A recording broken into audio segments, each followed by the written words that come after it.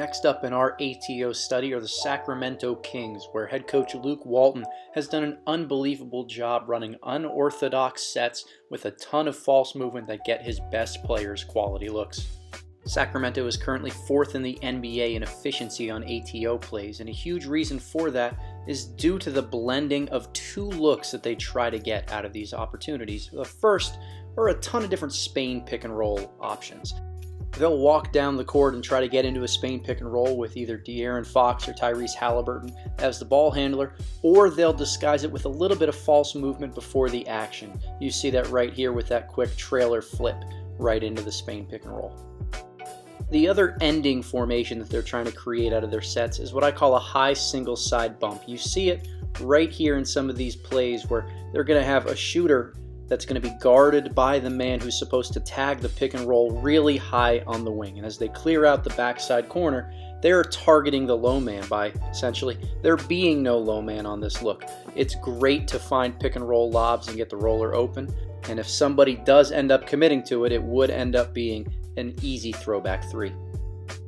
Those are the endings to remember, but they get into them in a ton of different ways. The first and most frequent that I've seen that's pretty unique is this Chicago Spain pick and roll, where they're going to run a down screen into a dribble handoff, and they set the Spain action with Buddy Hield usually coming from the opposite corner. It creates and clears out the entire strong side for a right-handed driver to try to get downhill off the ball screen to, and this really unique roll and raise option for Buddy Hield coming to the perimeter.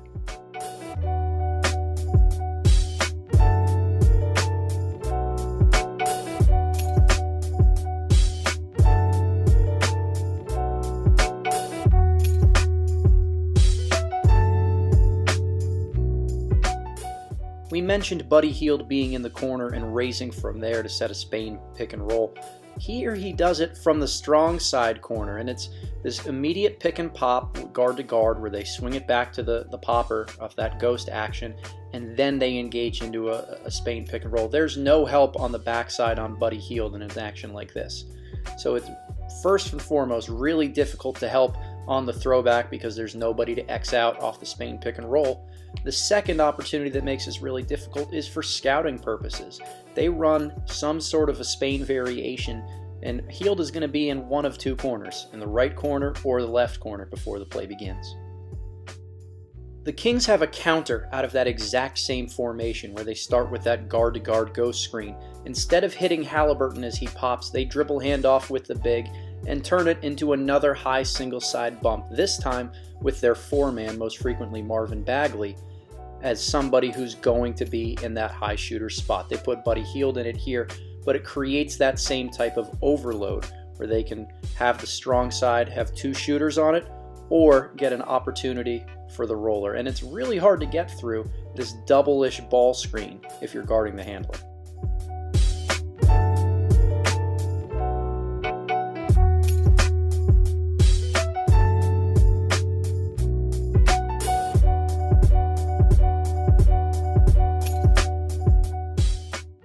If you see a ghost action set by a big instead of a guard, it's going to turn into immediate dribble handoff, a reversal back to the point guard, and a step-up ball screen. Now here's where the weak side action comes into play quite a bit for the Kings.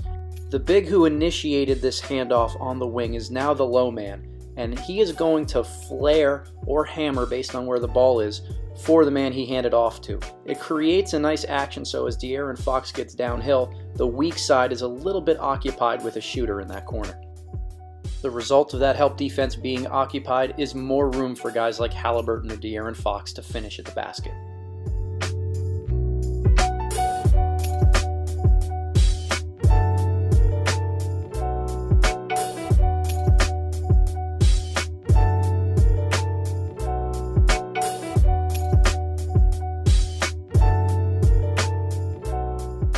Of course, there are different variations to this play where they can play through the pick and pop guy initially on that ghost action. You'll see Harrison Barnes raise right here, and they can hit him for a shot if too many defenders converge on Fox.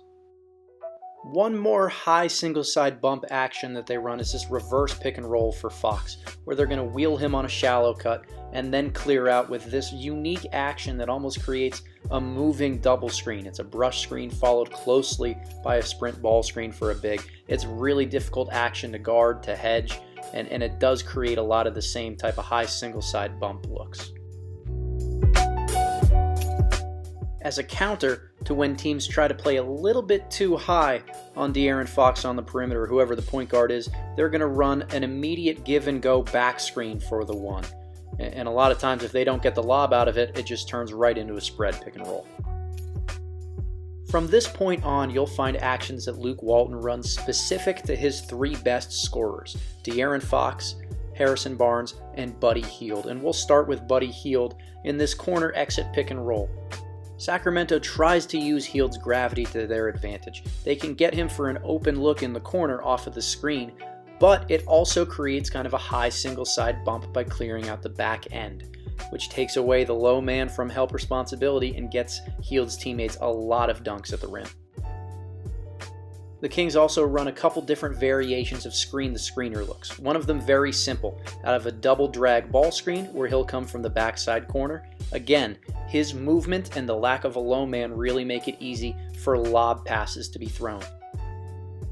A little bit more complex of a set, but that also gets into the same angle of a screen-to-screener action, is this slip-split handoff back to the point guard into the screen-to-screener. This is where Hield has gotten more of his open looks. While his movement off of back screens and screen-to-screener actions gets rollers open at the rim more frequently, if they really want to get Buddy Hield a shot, this is most likely the screen-to-screener action that Luke Walton will use.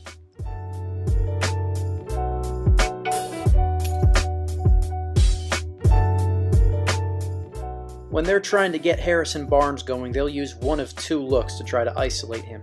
The first is this fake handoff back to De'Aaron Fox that really turns into a quick rip opportunity for Harrison Barnes. They'll send Hield off the stagger, fake the handoff back to De'Aaron Fox, and then get Harrison Barnes into the lane and downhill as quickly as possible.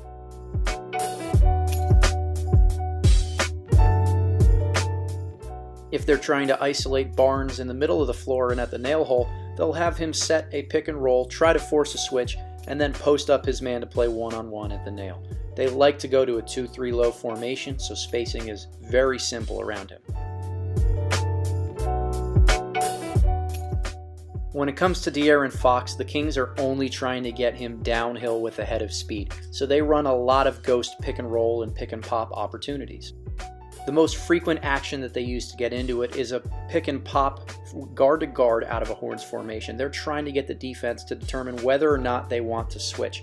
And that little inactivity, pause, or decision making from the defense is going to give Fox that much more of an advantage when he's coming at the defense full speed. The other thing that they'll do is run kind of a normal set. And all they're trying to do is get a boomerang action where they quickly reverse the ball to De'Aaron Fox and they purposefully station him this high on the wing so he's going to catch and immediately try to get ahead of steam going downhill. A lot of times this works out of stagger actions where they'll throw it to Hield or somebody else and fire it right back to him to attack his defender. And it's a wildly effective set due to how much attention the Kings shooters get when they come off screens.